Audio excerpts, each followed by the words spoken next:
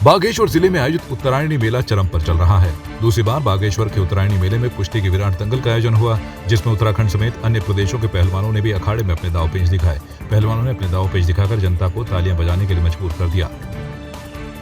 बात करूंगा क्योंकि हमारे पर्वतीय क्षेत्रों में अमूमन इस तरह के दंगल देखने को हमारे युवाओं को नहीं मिलते हैं और विगत वर्षों से उत्तरायणी मेला प्रशासन द्वारा हमारे बागनाथ जो प्रेस के ऑनर हैं खेतवाल जी द्वारा विगत वर्षों से एक दंगल का आयोजन यहाँ पर किया जा रहा है। निश्चित रूप से यहाँ हमारे युवाओं को एक पहलवानी के रूप में भी एक नया अनुभव सीखने को मिलेगा और मैं मानता हूँ कि दंगल के माध्यम से भी हमारे जो बागेश्वर की प्रतिभा है वो दंगलों के माध्यम से पहलवानी के माध्यम से भी इस जनपद का नाम को आगे बढ़ाने का प्रयास करेंगे। देता हूँ आपको आपके चैनल के माध्यम से मैंने एक यह सोचा था, मैं कई सालों से कहता हूँ कि हमारा युवा नशे के खिलाफ जा रहा है। यही मेरा एक जो आइडियोलॉजी है, मेरी आइडियोलॉजी यही है। मैं हमेशा नशे के खिलाफ बोलते रहा।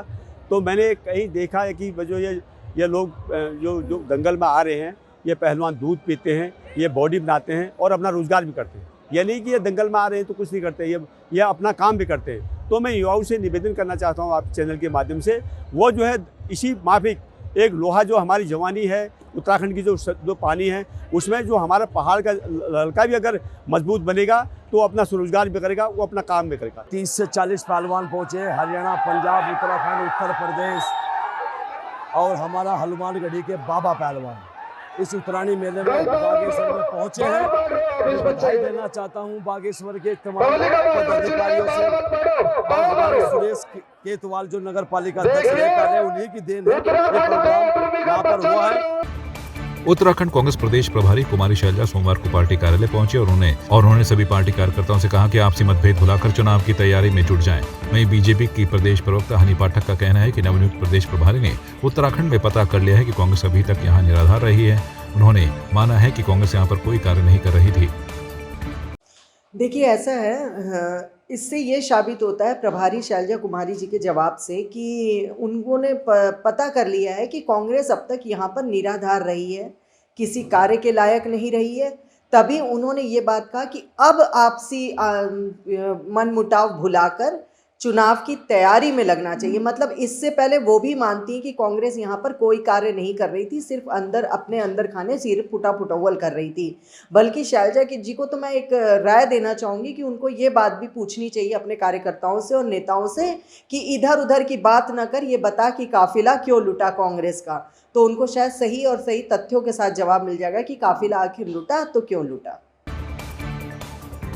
पिथौरागढ़ जिले के पूर्व दर्जा राज्य मंत्री महेंद्र सिंह लूंठी व कनाली चीना ब्लॉक अध्यक्ष हेम पांडे ने कहा, उत्तराखंड के मुख्यमंत्री पुष्कर सिंह धामी का पिथौरागढ़ जनपद दौरा निराशाजनक रहा। जनपद के लोगों को ये भरोसा था कि बेस अस्पताल संचालन की तिथि बताएंगे, शहर में मेडिकल कॉलेज कब संचालित होगा उसकी तिथि बताएंगे, नैनी सैनी से नियमित उड़ान कब शुरू होगी उसकी तिथि बताएंगे, जो नहीं हुआ। ये जनपद के लिए दुर्भाग्यपूर्ण है। पिथौरागढ़ जनपद का जो दौरा था मुख्यमंत्री का वो निराशाजनक रहा। इन्वेस्टर समिट देहरादून में मुख्यमंत्री जी ने किया था। हमने सोचा था कि पिथौरागढ़ जनपद की जो मैग्नेसाइट फैक्ट्री है जो बंद पड़ी है उसको संचालित करने के लिए भी किसी कंपनी को इन्होंने MOU किया होगा, लेकिन आज इस दौरे से साफ जाहिर होता है कि हमारे न बेस हॉस्पिटल संचालित की तिथि बताई, न हवाई जहाज उड़ने की तिथि बताई, न मेडिकल कॉलेज संचालित होने की तिथि बताई।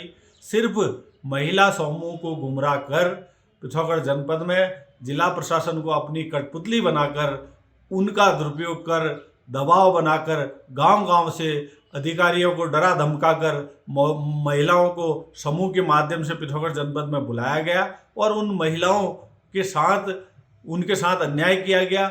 अगर वो सच्चे महिलाओं के हितैषी होते तो हमारे अंकिता हत्याकांड, जिसमें एक VIP का नाम भी उसकी मां खुलासा कर रही है, उसके खिलाफत कार्रवाई करती। इससे साफ जाहिर होता है कि भारतीय जनता पार्टी की जो डबल इंजन की सरकार है वो महिलाओं के हितैषी नहीं है, वो महिला विरोधी है। उनके द्वारा लगातार महिला विरोधी कार्य किए जा रहे हैं और बार बार वो कहते हैं कि हमने महिलाओं को 30% आरक्षण दिया था। ये नरेंद्र तिवारी जी की देन है। देखिए, आज जो ये माननीय मुख्यमंत्री पुष्कर सिंह धामी जी का पिथौरागढ़ दौरा रहा है, यह बिल्कुल निराशाजनक है। ना उन्होंने पिथौरागढ़ आके बेस अस्पताल के संचालन की तिथि बताई, ना उन्होंने मेडिकल कॉलेज का संचालन कब से होगा उसकी कोई नियमित तिथि बताई। नैनी सैनी हवाई पट्टी से जो नियमित उड़ानें भरनी थी उसके लिए उन्होंने कोई घोषणा, कोई तिथि उन्होंने अभी निश्चित नहीं करी है। केवल महिला समूह को बुलाकर उनको आत्मनिर्भर बनाने की बात कर सरकारी धन का दुरुपयोग किया जा रहा है, जो सरासर गलत है। अगर इनको महिलाओं की इतनी ही चिंता है भाजपा सरकार को, तो ये अंकिता हत्याकांड में जो अंकिता की मां जिस वीआईपी का नाम बता रही है उसका नाम उजागर करे। उत्तराखंड सरकार की हर हाथ को रोजगार देने की मुहिम आगे बढ़ रही है, जिसके तहत ग्रामीणों को गांव में ही स्वरोजगार के लिए आर्थिक सहायता के साथ ही तकनीकी मदद भी दी जा रही है। सरकार के इस अभियान के तहत विकासखंड पौड़ी के अमकोटी गांव में ग्रामीण उद्यम वेग वृद्धि परियोजना रीप की ओर से 15 अति गरीब परिवारों को रोजगार शुरू करने के लिए 35-35 हजार रुपए के चेक वितरित किए गए। अगर जो 35,000 के चेक दिए हैं, अगर आप देखें, अगर गढ़वाली नस्ल की भी कोई 2 गाय ले ले इसमें और 2 साल तक अगर ये फ्री है, बिना ब्याज के है, तो मेरे अनुसार तो 2 साल में वो गाय 2 बार बछड़ा देगी और 2 साल तक वो दूध देगी। तो मुझे तो लगता है कि आदमी इसमें चौगुनी आय कर सकता है, जो सरकार ने दिया उससे चौगुनी आय कर सकता है। कोई अगर इससे बकरी खरीदता है तो आज अगर वो 5 बकरी खरीदेगा तो 2 साल में शायद वो 30 बकरी होंगी। तो आय तो बढ़नी चाहिए और सफल कदम है, और कहीं ना कहीं समूह की महिलाएं काम कर रही हैं और समूह की महिलाओं को सहयोग जैसा सरकार से मिलना चाहिए, प्रशंसा के काबिल है। हमारे प्रमुख जी के द्वारा यहाँ पे समूह को महिलाओं को, प्रत्येक महिलाओं को चेक वितरण किया गया है, जिसमें इन लोगों के रोजगार के लिए 2000 के माध्यम से उन्हें अपने हाथों से वितरण किया गया है चेक को, कि ये लोग अपने लिए हर चीज का रोजगार करें। बकरी पालन, गाय पालन और मुर्गी पालन, कुछ भी रोजगार के लिए सरकार ने इनको चेक वितरण किया है। इसमें प्रक्रिया से हमारी रीप परियोजना के माध्यम से, रीप परियोजना हमारे बीच में 1 साल से काम कर रही है, जिसका उद्देश्य है कि प्रत्येक समूह में उद्यम स्थापित करना। तो उसमें सर रीप परियोजना ने हमारा कुछ क्राइटेरिया होता है, जैसे हमने ये अल्ट्रा पुअर का सिलेक्शन करना है। उसमें कुछ क्राइटेरिया होते हैं कि अगर महिला मुख्य परिवार हो, उनके बीच में कोई पुरुष कमाने वाला न हो, या इस तरह के। उनमें से ये होता है कि 6 मानक होते हैं, उनमें से अगर कोई 2 मानक में भी आता है तो हम उसको अल्ट्रा पुअर में लेते हैं। ग्राम रेवड़ी तल्ली से हूँ, और जो है कि मेरे को ये 35,000 रुपए जो मिला है मुर्गी बाड़े के लिए मिला है मनरेगा से। तो मैं जो है कि सर लोगों का रीप परियोजना का बहुत बहुत धन्यवाद करती हूँ, क्योंकि अब इसमें हम आगे भी जो है कि अपना वो बढ़ाएंगे, तो जिससे कि जो है कि सर लोगों का बहुत बहुत धन्यवाद। विगत दिनों पहले एक महिला की ओर से वीडियो के माध्यम से एक बयान जारी किया गया था, जिसमें महिला ग्राम प्रधान के ऊपर इंदिरा आवास दिलाने के नाम पर 20,000 रुपए की रिश्वत लेने का आरोप लगा रही थी। जब मामले का खुलासा हो तो पता चला कि महिला ने झूठे आरोप लगाए थे, जो कि किसी के दबाव में आकर किया था। पूरा मामला ऐसा है, जो कल एक वीडियो देखा मैंने, वो जो सरासर गलत है, क्योंकि मैं प्रधान बना हूँ लगभग 1.5 साल के लगभग हुआ है। उन्होंने यहाँ से 2 साल पहले, 2.5 साल पहले किसी को पैसा दे रखा है, नहीं दे रखा है, मुझे नहीं मालूम।